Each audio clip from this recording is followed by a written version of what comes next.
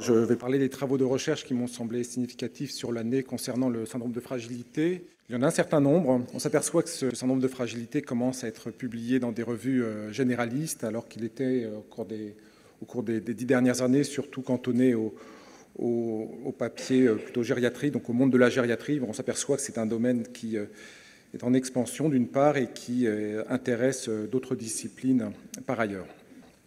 Alors le premier travail que je vais vous présenter est un travail réalisé par Thomas Gill, qui est un Américain qui a beaucoup travaillé sur les trajectoires de déclin fonctionnel.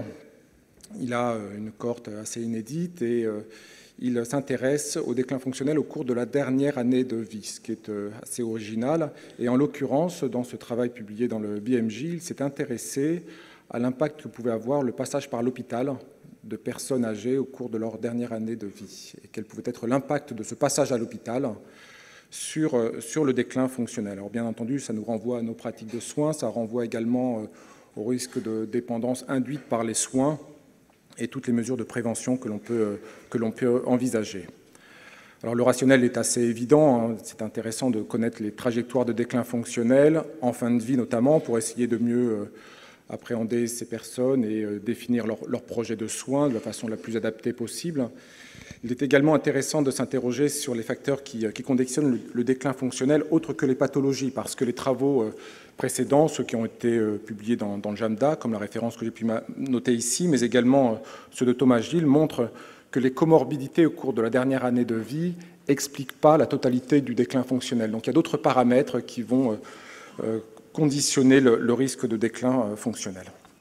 Donc l'objectif de Thomas Gill a été d'évaluer le rôle des admissions hospitalières sur les trajectoires de déclin fonctionnel, dans quelle mesure le fait de passer à l'hôpital va générer de la dépendance ou va être associé à la dépendance, plus exactement, au cours de la dernière année de vie.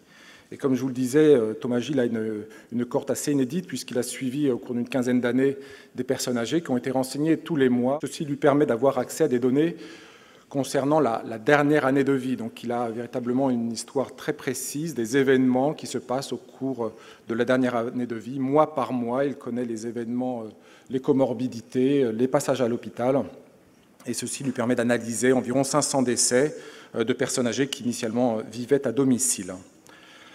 Alors cette cohorte, elle lui permet d'isoler un certain nombre de trajectoires. Je ne vais pas dans les détails, mais il y a des trajectoires qu'on arrive à individualiser. Ce schéma traduit en fait les 12 derniers mois de vie. C'est un schéma qu'il avait déjà présenté dans d'autres papiers publiés dans le BMJ il y a quelques années. Il isole différentes trajectoires de déclin fonctionnel. Vous avez en fait un compte à rebours ici, hein. Tous les patients sont décédés sur la droite, et puis ici, vous avez un compte à rebours des 12 derniers mois, et ici, on est 12 mois avant le décès. Et ce qu'il arrive à mettre en évidence, c'est des trajectoires de déclin fonctionnel où certains patients, comme ici en bleu, sont déjà totalement dépendants en ordonnée au cours des 12 mois avant le décès, alors que d'autres patients vont devenir dépendants de façon assez tardive, simplement au cours des derniers mois.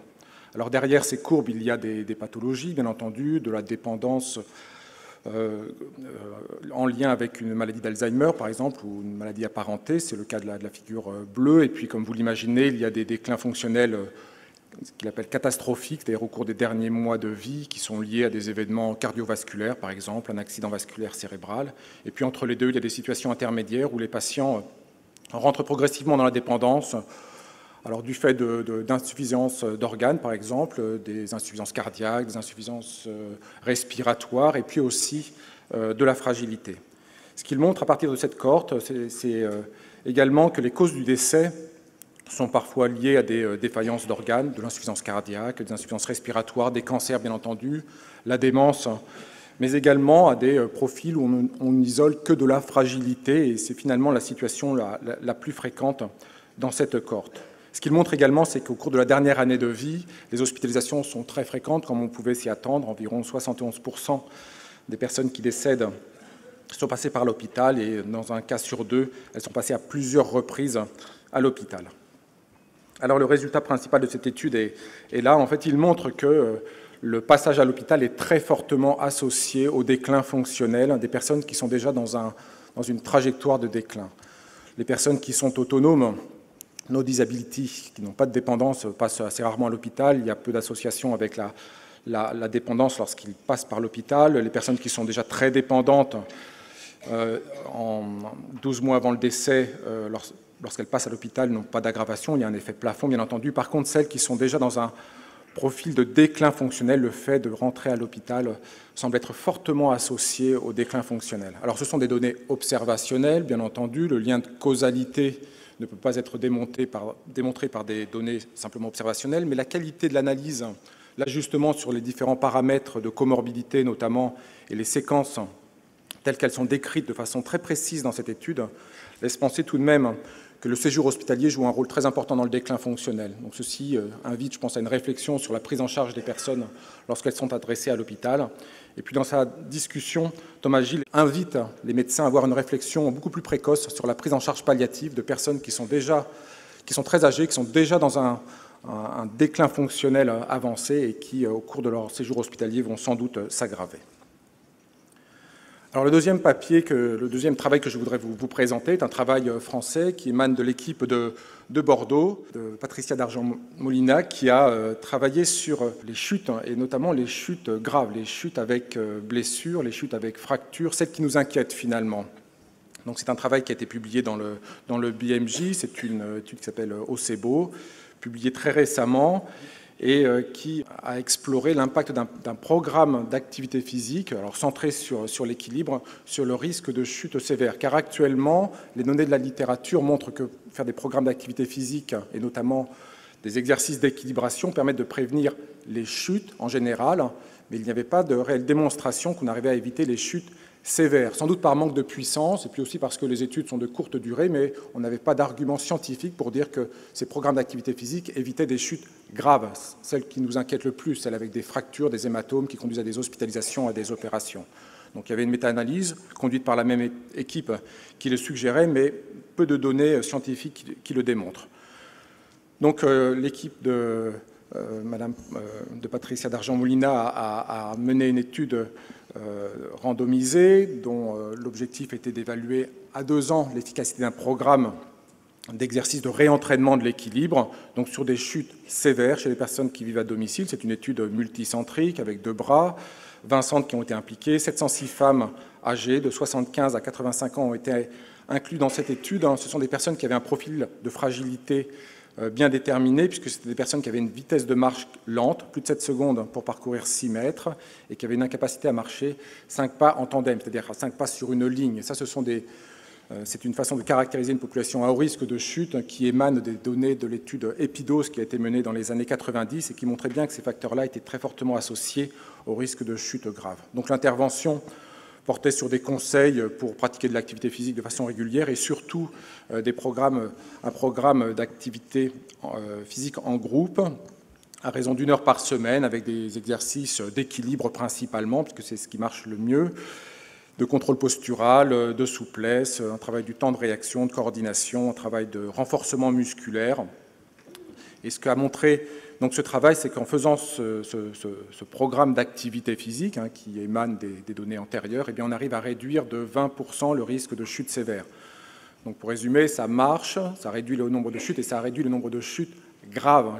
C'est ces chutes qui nous inquiètent le plus, celles qui génèrent des fractures, des lésions cérébrales, qui conduisent à des hospitalisations, des luxations, des hématomes. Et donc on réduit de 20% le risque de chute grave. Alors c'est vrai également pour les chutes modérées. Bref, quel que soit le classement de sévérité de ces chutes, en fait, ce programme d'activité marche. Donc c'est très rassurant, ça confirme les données antérieures qui ne permettaient pas jusqu'à présent de l'affirmer. Ce qui est assez intéressant également, c'est qu'on voit que le bénéfice de ce programme d'activité physique donc, augmente. Là, vous avez le nombre moyen de chutes graves prévenues. Donc, on arrive à prévenir les chutes. Vous voyez l'efficacité, en d'autres mots. L'efficacité du programme est atteinte environ 9 mois. Cette efficacité augmente au cours des 9 premiers mois lorsqu'on s'entraîne. Et puis ensuite, sur les 2 ans, sur l'étude qui dure 2 ans, et puis il y a un plateau avec une légère amélioration encore.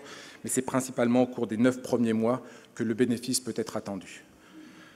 Donc des résultats qui encouragent à pratiquer de l'activité physique pour prévenir les chutes. Alors un autre travail qui a été réalisé et publié par Matteo Cesari, qui a exploité la base de données de la Life Study. La Life Study, c'est une étude américaine qui vise à démontrer que la pratique de l'activité physique permet de prévenir la dépendance motrice notamment, l'incapacité à réaliser une marche sur une certaine distance. Donc ce qu'a réalisé Matteo Cesari, c'est d'explorer si l'activité physique réduisait la prévalence, la sévérité de la fragilité chez les personnes âgées. C'est intéressant de voir si un programme d'activité physique, hormis tous les bienfaits qu'il apporte, permet de réduire la fragilité au sein d'une population de sujets vivant à domicile. Donc l'étude LIFE, c'est une étude d'intervention avec principalement des exercices physiques qui étaient réalisés de façon régulière pendant 12 mois, à raison de 150 minutes par semaine. Il y a un peu plus de 400 sujets âgés qui étaient sédentaires à l'inclusion qui ont été inclus dans ce travail. Et puis dans le groupe contrôle, il n'y avait pas d'activité physique, bien entendu, mais il y avait des enseignements, des cours pour avoir un vieillissement réussi. C'est-à-dire qu'on enseignait aux personnes âgées comment bien manger, comment avoir une vie sociale riche, comment sortir, comment essayer d'appliquer les recommandations habituelles du bien vieillir. Donc ce n'était pas un groupe contrôle totalement neutre, puisqu'ils avaient tout de même une intervention. Et ceci se retrouve dans les résultats, puisque vous voyez qu'à l'inclusion, il y avait une prévalence de la fragilité selon les critères de Fried que vous connaissez, les 5 items de la fragilité de Fried. Eh bien, la prévalence de la fragilité était un peu supérieure à 20, et vous voyez qu'on réduit de façon tout de même très importante, un peu plus de la moitié, la prévalence de la fragilité selon les critères de Fried. On obtient également, vous voyez, une certaine efficacité dans le groupe contrôle, où on donne simplement un message de bien vieillir. Et puis lorsqu'on analyse ces données avec un score qui émane du nombre de critères de fragilité, eh bien, le résultat est assez comparable. On réduit le nombre d'items de fragilité dans cette population. Donc l'activité physique semble bien réduire la fragilité au sein d'une population de personnes âgées vieillissantes. Ce qui est assez intéressant également dans cette analyse, c'est qu'il fait ressortir quels sont les paramètres qui prédisent une bonne efficacité. Et c'est assez rassurant parce qu'il montre, entre autres, que le fait d'être fragile au départ fait de vous une personne particulièrement accessible à un programme d'activité physique. Donc ça nous renforce dans le message qu'il faut repérer des personnes âgées fragiles, car ce sont celles-là qui vont le plus bénéficier finalement du programme d'activité physique. Alors un autre travail qui a fait l'objet d'un certain nombre de communications orales dans des congrès portant sur la sarcopénie, qui est actuellement en publication dans le Lancet Diabète et Endocrinologie, qui est une étude qui, à ma connaissance, est la première à démontrer l'efficacité d'une molécule sur les performances fonctionnelles. C'est une étude qui porte sur un anticorps anti-myostatine qui a été réalisé et publié maintenant dans le Lancet. Voici le rationnel de cette étude. La myostatine est une hormone qui a été découverte dans les années 90. C'est une hormone qui inhibe la synthèse musculaire.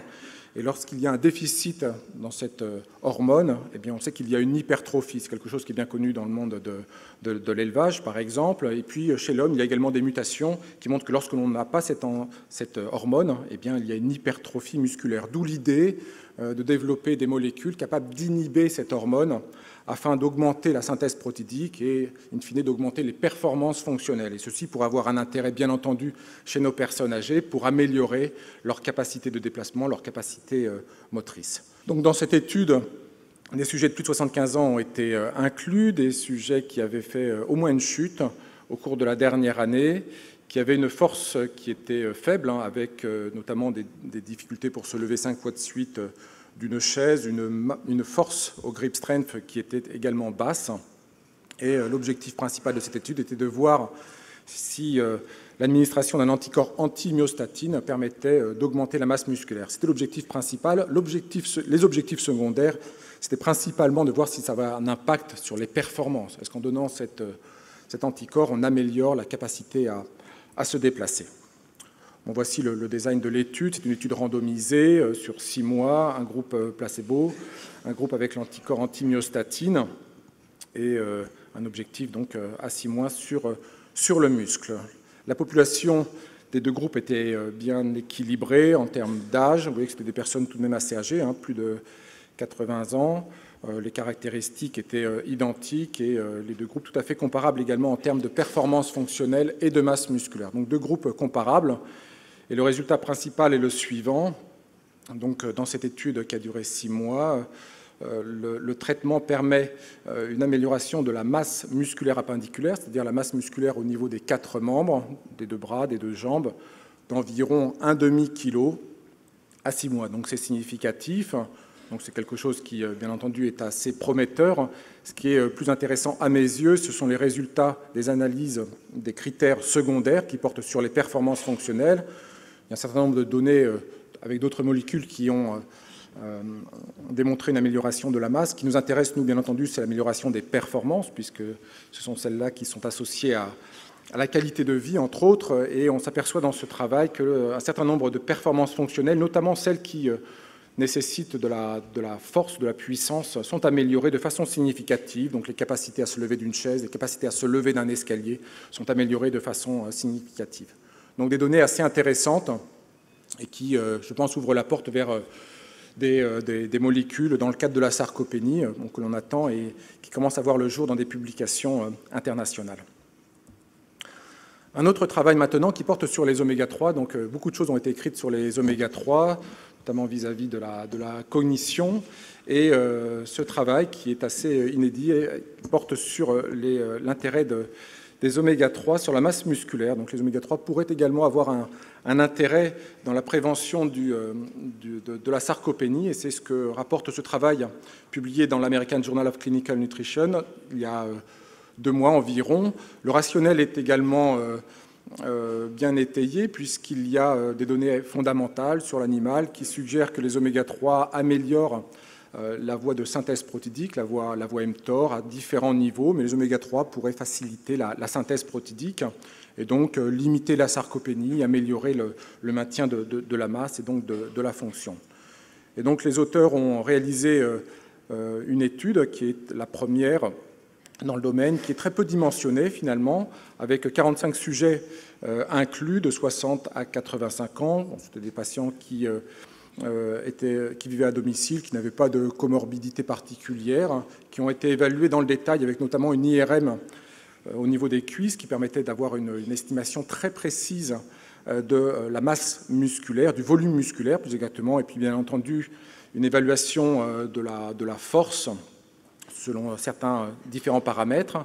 Les patients ont été randomisés, 15 patients dans le groupe huile de maïs, 15 patients dans le groupe oméga-3, donc 2 groupes qui avaient un profil tout à fait comparable, supplémentés avec deux huiles différentes, huile de poisson, huile de maïs d'un côté, et les participants ont été suivis pendant 6 mois.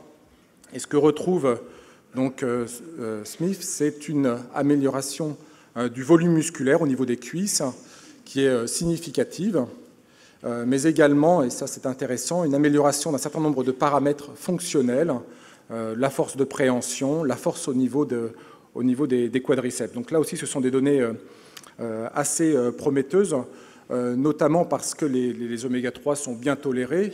Ces graphes traduisent une augmentation d'environ 3% de la masse et 5% de la force. Alors cela semble relativement peu en 6 mois par rapport à ce que l'on peut obtenir par de l'activité physique, mais c'est somme toute assez comparable à ce qui se passe de façon physiologique en environ 3 ans. Donc c'est quelque chose qui a quand même du sens. Et puis potentiellement, ce sont des substances qui sont bien tolérées et donc que l'on pourrait envisager comme une stratégie de prévention de la sarcopénie. Le dernier travail que je vous présente est un travail qui est également original et qui s'est intéressé à l'impact de différents types d'interventions. Dans la littérature, on retrouve souvent des études qui évaluent l'effet de l'activité physique versus placebo, des interventions sur une intervention nutritionnelle versus placebo, une intervention cognitive versus placebo, mais il y a rarement des études, pour ainsi dire jamais, des études qui comparent ces différentes interventions et également la combinaison de ces différentes interventions. Et ça, c'est une question qui est assez intéressante lorsque l'on prend en charge des personnes âgées fragiles. Est-ce qu'il faut mener une intervention qui soit dans un seul domaine, privilégier un seul domaine, ou est-ce qu'il faut combiner différents domaines d'intervention? Est-ce qu'il y a un effet cumulé de ces interventions? Est-ce qu'il y a un effet potentialisant de ces interventions? C'est une question qui n'est pas résolue actuellement. Donc ils ont mené un travail de recherche qui est finalement assez original avec 5 groupes d'environ 50 participants, donc ce n'est pas très dimensionné.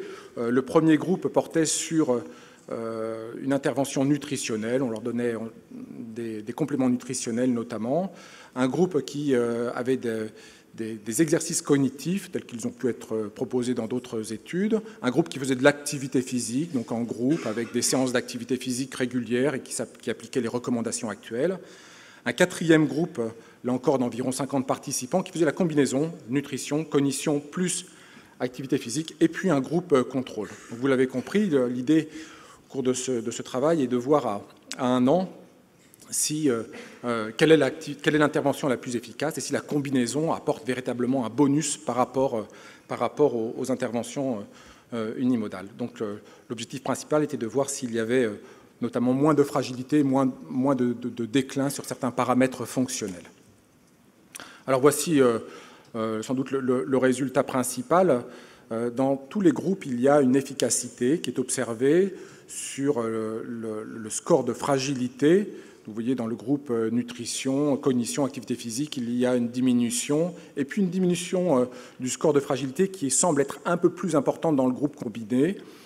Il n'y a pas de différence significative entre les différents groupes, mais à nouveau, l'étude est assez peu dimensionnée, 50 participants dans chaque groupe, ça manque de puissance, mais on retrouve cette tendance où le groupe combiné des interventions semble être le plus efficace. Et puis, on retrouve également une efficacité avec une même séquence où la combinaison des 3 interventions semble être préférable, notamment concernant la force et la vitesse. Pas de différence significative entre les différents groupes, donc il n'y a pas d'effet potentialisant a priori, pas d'effet véritablement cumulé, mais un bénéfice tout de même à faire une intervention qui soit cumulée. Donc ceci, je pense, peut être un enseignement pour les propositions que l'on peut faire à des personnes âgées que l'on peut prendre en charge dans nos consultations.